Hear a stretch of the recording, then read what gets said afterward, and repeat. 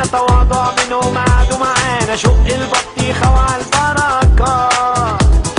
دول خبلانة اللي فاهمهم راسه تعبانة تفهم ايه حموك في كنكة.